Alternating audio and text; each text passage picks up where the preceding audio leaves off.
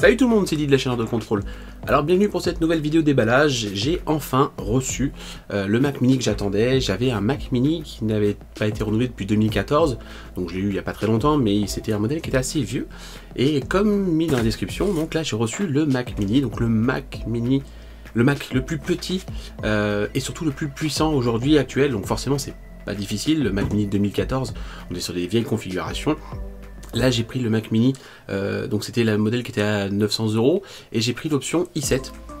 La RAM je l'ai pas évolué pour le moment, pour la simple et bonne raison c'est qu'il y aura une deuxième vidéo où en fonction de mes besoins, en fait si j'ai besoin d'augmenter la mémoire, je vais augmenter la mémoire et je ferai une vidéo où je vous montre comment on change la RAM. Mais pour le moment en fait j'ai surtout besoin du i7 pour le montage vidéo, bah forcément vous voyez je vous fais des vidéos donc j'ai besoin de monter avec. Et pour tout ce qui est du stockage, bah, je suis resté en mode 256.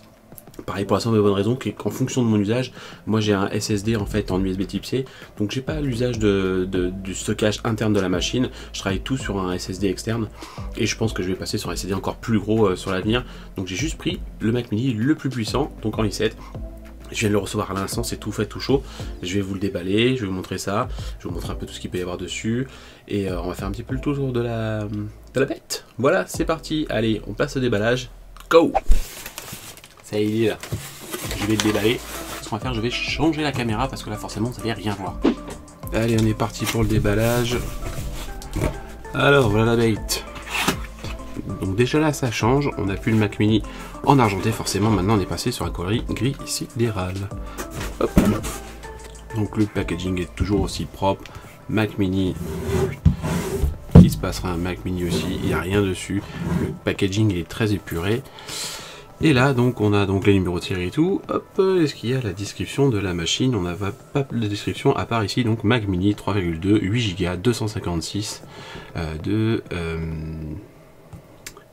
SSD. Et là on a un port 1 Go Ethernet. Donc 3.2, j'espère bien que c'est le i7, hein, normalement il n'y a pas de raison, c'est censé être celui-là. Donc là par contre il n'y a pas d'étiquette pour pouvoir déballer comme sur les Apple Watch et les iPhone. On va faire comme ça.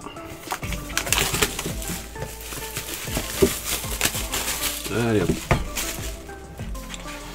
Donc, eh ben, ça change pas, toujours pareil, on fait glisser. Et voilà la bête. Alors, qu'est-ce qu'on a là-dedans? Un Mac Mini, jusque là, tout va bien. Ici, on va avoir la prise secteur.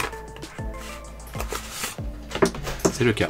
Qui est noir, il est plus blanc, c'est bien, il va plus salir. Et là-dedans, qu'est-ce qu'on a? On va avoir les autocollants et le bouclette. Voilà, c'est ça, les autocollants et la bouclette de démarrage. On s'en fout. Alors, on revient à la machine. On va retirer le blister. Et ben, il est très beau. Il y a un petit film ici de protection. Hop, on va le retirer.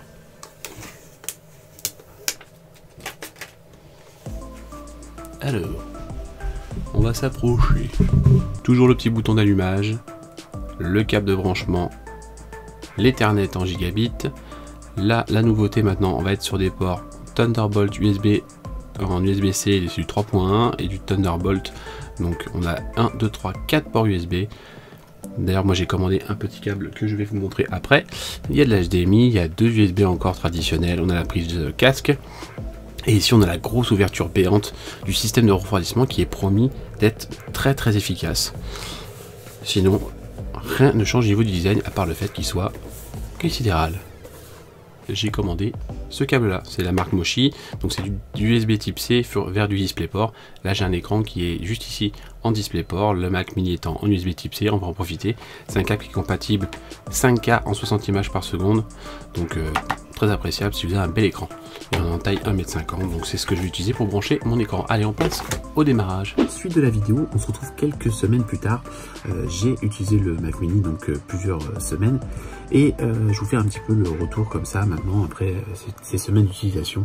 Donc là par exemple je suis en train de monter la vidéo donc du Mac Mini. En fait j'ai activé tout simplement en fait les ventilateurs parce que pour la simple et bonne raison c'est que le Mac Mini, si je le mettais de base avec le ventilateur de base sur Final Cut, en fait il va commencer à chauffer et il va passer à peu près les 100 degrés. Ça va être un peu le défaut, on va dire, enfin dis-moi c'est la peur que j'ai de ce Mac Mini, c'est que quand il est avec le ventilateur en usage contrôlé par le système, il chauffe plutôt pas mal. Donc je me dis, voilà, en Final Cut à peu près 100 degrés. Donc je pense que pour un Photoshop, ça va être à peu près la même chose, du moins pendant le rendu. Et pour ce qui est donc de mon cas, moi ce que je fais là, c'est que j'ai un petit logiciel donc, qui s'appelle iStat Pro. iStat Pro a la particularité de pouvoir régler les ventilateurs du Mac. Donc je vais vous faire juste écouter, regardez juste là.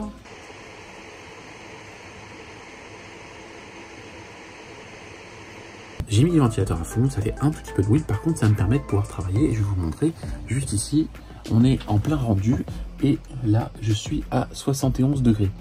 Donc c'est raisonnable, là en plein rendu, il y a les 6 corps qui travaillent.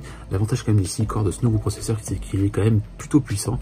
Pour avoir eu le MacBook Pro en 15 pouces juste avant le Mac Mini et avant j'avais le MacBook Pro 15 pouces, en quad-core avec le i7 ça bombardait. Là autant dire qu'avec l'Hexacore ça bombarde tout autant, voire plus. J'ai pas encore les corps qui travaillent vraiment au maximum avec Final Cut, ils travaillent à peu près au maximum 80%. Mais c'est vraiment plutôt raisonnable en température. Donc là je vais tourner aux alentours des 70 degrés en pleine charge. Là maintenant je viens de terminer mon rendu et je suis à 46 degrés, ce qui est vraiment honorable, du moins avec les ventilateurs à fond après une pleine charge. Sinon si je remets les ventilateurs traditionnels contrôlés par le système, on va être pareil aux alentours des 40-45 degrés et le Mac Mini est complètement inaudible, on n'entend pas. Donc c'est vraiment le petit point positif, c'est qu'en usage normal, le Mac Mini est inaudible, il est parfait, il est discret, il marche bien. Dès qu'on va avoir besoin de capacité, moi ce que je vous conseille c'est de mettre ce petit iStat Nano, comme ça vous augmentez les ventilateurs et ça va vraiment bombarder au niveau ventilation, ça souffle très bien, ça fait respirer la machine et au moins on évite les surchauffes de la machine. Après pour ce qui est de l'usage autre que le processeur, pour ce qui est de la mémoire vive, je suis resté donc sur 8 Go pour le moment. Pour tout ce que j'ai à faire pour le moment sur Final Cut, je ne dépasse pas les 80%, 70-80% d'usage RAM. Donc j'ai pas encore besoin de changer la RAM, donc le tuto il arrivera peut-être plus tard. Mais sinon, je pense que je le ferai dès que je pourrai le faire. Et si je commence à avoir des montages un petit peu plus costauds et qui va demander un petit peu plus de mémoire. Ça arrive rarement, mais j'ai quelques fois des saturations de mémoire. Mais là j'ai Clean My Mac qui va juste lui me vider la mémoire vive. Donc je récupère cette mémoire qui me manquait. Mais 8 Go, ça me suffit. Et comme je vous expliquais au début de la vidéo, le second truc, c'est que j'ai pris 256 Go. Pourquoi? Parce que j'ai un SSD externe, c'est un Samsung T5 en 500 Go. Pareil, tous mes exports, tous mes fichiers sont sur ce disque dur.